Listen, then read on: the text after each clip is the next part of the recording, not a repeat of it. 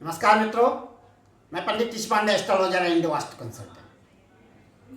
यह संवत्सर सन 2026 ईस्वी का रौद्र नाम से संकल्प आदि में वर्ष पर्यंत प्रयोग किया जाएगा।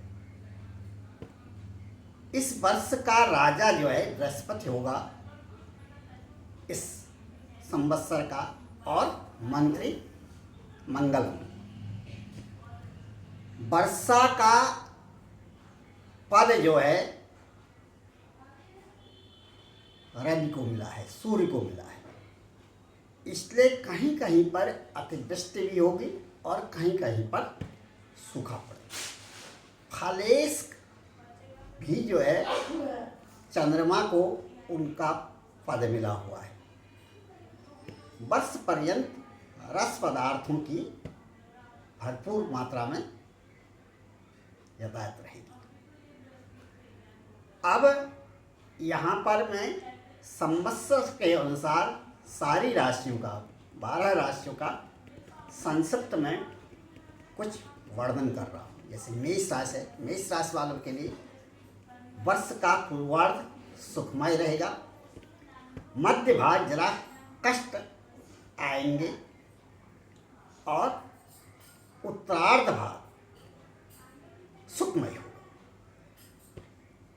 वाणी पर अपनी नियंत्रण रखें, अन्यथा आपको अपने कारोबार में और शिक्षा में हर क्षेत्र में नुकसान उठाना पड़ेगा।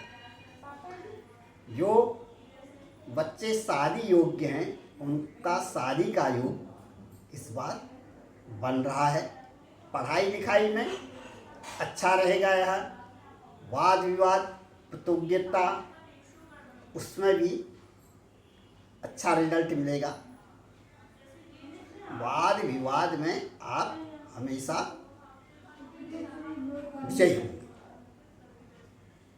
शादी का योग बहुत अच्छा बनता है। अगर इस बीच आप शादी योग्य हैं तो यह समय सन 2026 ईस्वी का आपके लिए अति उत्तम होगा। नंबर 2 वृष राशि है। वृष राशि का मध्य भाग जरा सा कष्टमय रहेगा, पूर्वार्ध भाग बहुत अच्छा रहेगा। वर्ष पर्यंत आप जो है हर्षोल्लास में रहेंगे। जो भी परीक्षा दे रहे हैं आप, विद्यार्थी हैं, तो उसमें आप अवश्य सफल होंगे। शिक्षा के क्षेत्र में सफल होंगे। नौकरी इत्यादि मिलने में आपको ज़्यादा कठिनाइयों से नहीं गुजरना पड़ेगा। जो बच्चे प्रतियोगिता की तैयारी कर रहे हैं उनके लिए यह वर्ष सर्वोत्तम है। विवाह आदि में अड़चनें आ सकती हैं।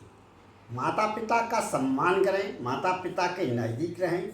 जितनी सेवा हो सकती है पिता की अपनी सेवा करें, अन्यथा आप आँख के रोग से ग्रसित हो जाएंगे। अर्थराइटिस से भी पीड़ित होंगे, इसलिए पिताजी के चरणों को पकड़ लीजिए, उनके पाँवों को दबाइए।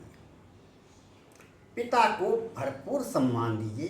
पिता से वाद विवाद व्यर्थ मत कीजिए, उनका आदर सम्मान कीजिए। यदि आप ऐसा करते हैं तो आपकी गई हुई आईसाइट पुनः वापस आ जाएगी और अर्थराइटिस के रोग से भी आप बचेंगे। मिथुन राशि के जातकों के लिए यह वर्ष जरा सा साधारण प्रतीत होता है। स्वास्थ्य शिथिल रहेगा। मन में अनेक प्रकार की चिंताएं रहेंगी। बच्चों से ज़्यादा पीड़ित रहेंगे। परिवार वालों लोगों से मतभेद रहेंगे। स्वास्थ्य में गिरावट आती जाएगी, अतः सावधान रहें, सतर्क रहें। कर्क राशि, कर्क राशि वाले जातकों के लिए यह वर्ष बहुत अच्छा रहेगा। वर्ष के पूर्वार्ध में आपको सारी सुख सुविधाएं मिलेंगी। यदि आप कोई मकान बनाने की योजना बना रहे हैं तो आपका मकान अवश्य बन जाएगा। भूमि खरीदने के भी योग बन रहे हैं। शिक्षा और प्रतियोगिता के मामलों में यह वर्ष अच्छा है।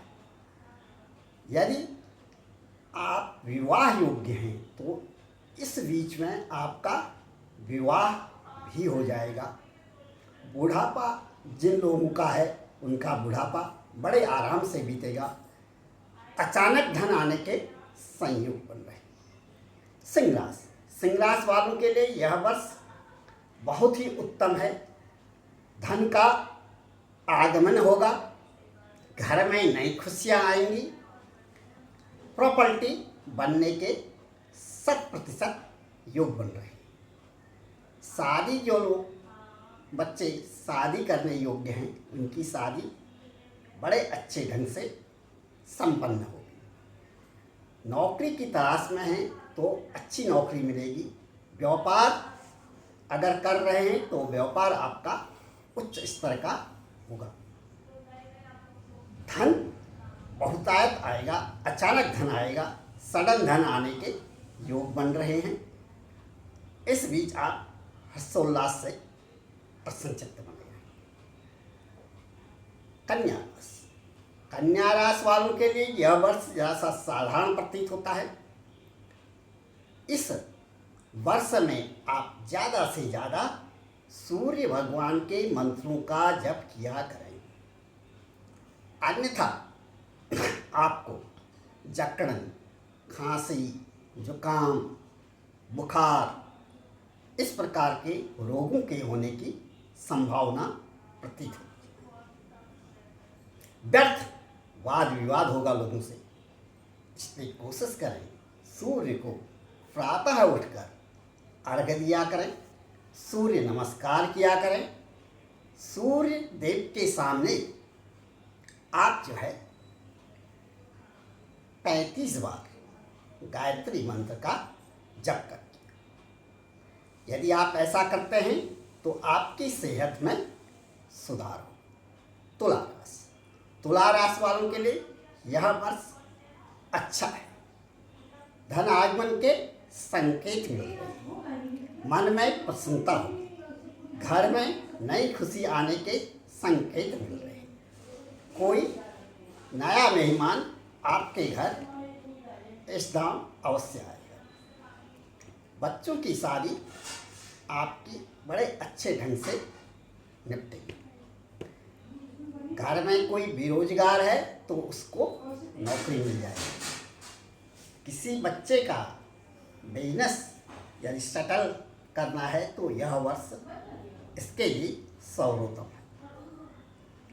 और हर्ष से आप और आपका परिवार खुशहाल बना रहे। वृश्चिक राशि वालों के लिए यह वर्ष बड़ा सुखमय है। यदि आपका कोर्ट में कोई केस चल रहा है तो उसमें आपकी विजय 100% होगी। मन आपका प्रसन्न बना रहेगा। नई प्रॉपर्टी खरीदने के योग बन रहे हैं। अचानक धन आएगा, अथाह मात्रा में धन आएगा। सेहत अच्छी रहेगी। बच्चों का स्वास्थ्य बहुत अच्छा रहेगा। कोई बच्चा घर में बेरोजगार है तो उसकी नौकरी अवश्य लग जाएगी। यदि बच्चे शादी योग्य हैं तो उनकी शादी हो जाएगी।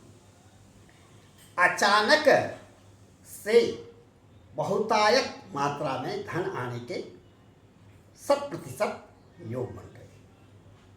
बुढ़ापा आपका, यदि कोई जातक बुढ़ापे में है, बुढ़ापे की ओर अग्रसर है तो उनका बुढ़ापा बड़े सुखमय ढंग से बीतेगा। धनुराशि वाले जातकों के लिए यह वर्ष जरा ठीक नहीं प्रतीत होता है। स्वास्थ्य शिथिल हो सकता है, इसलिए आप कोशिश करें सूर्य देव को ज़्यादा से ज़्यादा अर्घ्य दिया करें। प्रतिदिन हो सके तो दिन में 2 बार, प्रातःकाल सूर्य उगते समय और मध्याह्न काल में ठीक 12 बजे सूर्यदेव अपने प्रचंड अवस्था में रहते हैं। उस समय उनको जो अर्घ्य दिया जाता है वह एकदम उनको ग्राह्य होता है और खुश होकर के आपको वह वरदान दे डालते हैं कि हमेशा सुखी रहिए, निरोग रहिए। इसलिए इन 2 टाइमों में, सूर्योदय के समय और ठीक 12 बजे अपराह्न, आप जो है सूर्यदेव को अर्घ्य दिया करें और प्लेन वाटर से दिया करें। सूर्यदेव को अर्घ्य ओम घृणी सूर्याय नमः इस मंत्र द्वारा दिया करें। वैसे तो सूर्यदेव का मंत्र बहुत सा बड़ा है। ओम एहि सूर्य सहस्त्रांश होते जोरासे जगत पत्तयनकम भप्यमा भक्त्याग्रहण आरते दिवाकर नमस्त सूर्याय नमस्तु भान्वे नमस्तु वैश्वानर जातवेते से ममैत अर्घ्य प्रतिग्रहण देवी देवी देवादि देवाय नमः नमस्तै सत्रय जगदीश्वसत् स्थितनाश्वेतै तरय ममाज्ञातरुणात्मधारणै नमः विरञ्ची नारायण सक्षमात्मयै नमः सूर्याय नमः भान भास्कर देवाय नमः। इस मंत्र द्वारा आप अर्घ्य दे सकते हैं सूर्य को। नहीं तो आप खाली बिगर मंत्र बोले भी सूर्यदेव को अर्घ्य दे सकते हैं। उससे भी सूर्यदेव आपको मनचाहा वरदान देगा और आप कई रोगों से बाहर निकल आएंगे। इसके बाद आती है मकर राशि। मकर राशि वालों के लिए यह वर्ष ठीक है, स्वास्थ्य सही रहेगा। आई साइट वीक होने के पूरे चांसेस लग रहे हैं। अतः वही सूर्य आराधना की करें, सूर्य को नमस्कार करें, सूर्य को अर्घ्य दिया करें प्लेन वाटर से।